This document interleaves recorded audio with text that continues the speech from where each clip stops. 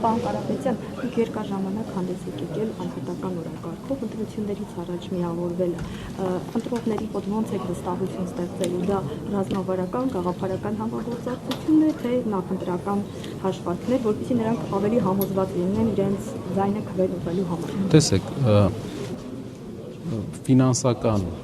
մասնագիտական բազա ունեցող պարոն Սարգսյանը եւ անհրաժեշտությունը իրավաբանական։ Այսինքն մենք տեսնում ենք, որ մասնագիտական փոփոխության ֆորմատով պետք է հանդես գանք, քաղաքական գործիչները պետք է չլինեն պրոֆեսիոնալ քաղաքական գործիչներ միայն, պետք է անցած ճանապարհ ունենան, որպեսզի կարողանան հասկանան ոլորտները։ Հենց պրոֆեսիոնալիզմի հիմքի վրա մենք ստեղծել ենք մեր միավորման տեսլականը։ Պարոն Կարապետյան, դուք անընդհատ նշում եք, որ միայն Սամվել Կարապետյանը կարող է հաղթել Նիկոլ Փաշինյանին։ Որտեղից այդ վստահությունը, արդյոք սոցհարցումներ եք արել ու ինչ-որ թվեր ունեք ձեռքի տալ։ Սոցհարցումներից իրար հետ կարող եք, մենք ամեն դեպքում հասարակության անբաժանելի մաս ենք բոլորս եւ կարող ենք մեր հասարակության տարբեր մեր շերտերի հետ շփման արդյունքում գալ այդ եզրանկմանը։ Երկրորդը սոցհարցումները, երրորդը հազար ու մի ուրիշ փաստեր ու ֆակտորներ, որոնք ազդում են դրա վրա։ Փոփոխությունը կարող է գալ միայն Կարապետյանի ուժի տեսքով։ Միակ այլընտրանքը այս պահին,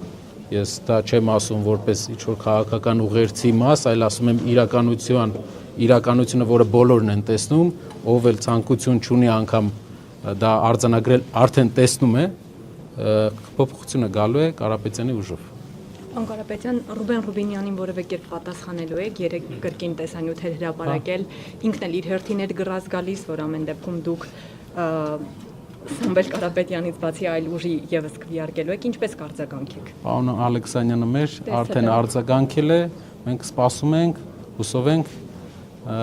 եւս մի չստացված խոստում չի լինի իրենց կողմից եւ մենք կտեսնենք մեր նորահայտ պետական այրերի ունեցվածքը մեր ժողովրդի կարիքները հոգալու ճանապարհին։ Բաժանորդագրվեք Արմատ մեդիայի ալիքներին սոցցանցերում։ Հետևեք մեզ նաև Armat Media AM կայքում։